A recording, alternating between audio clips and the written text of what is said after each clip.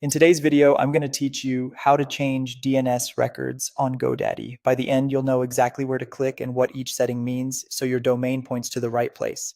Start by signing into your GoDaddy account in a browser. In the top right, open your profile menu and choose My Products. On that page, scroll to the Domain section and click Manage All to open the Domain Manager. From your portfolio, click the domain you want to update. This opens the domain settings. Look for the DNS option and select it. That's the control center for your records.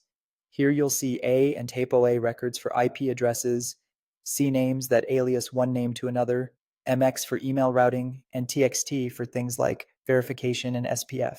Quick note, you'll only be able to manage records here if your domain uses GoDaddy nameservers. If your nameservers point to another DNS host, you'll need to make the same edits in that provider's dashboard instead. To change an existing record, locate it in the list and click the edit icon. You'll typically adjust three fields: name or host, value or points to, and TTL. Name is the label before your domain.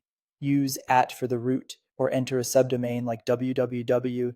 Value is the target, such as an IP address for an A record or a host like app.example.com for a cname.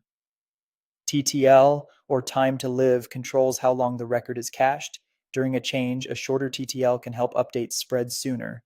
When everything looks correct, click Save to apply the update. If you need to create something new, click Add, choose the record type, and fill in name, value, and TTL exactly as provided by your hosting, email, or app provider, then save. Copy carefully and avoid extra spaces or missing dots.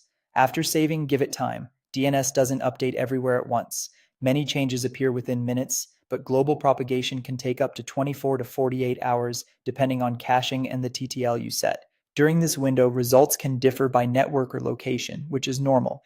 If a service supplied specific values, double check them if something isn't working after propagation. That's it. Sign in, go to My Products, open domains, click Manage All, pick your domain, open DNS, edit the record you need, or add a new one, and save. Take it step by step, and your changes will stick.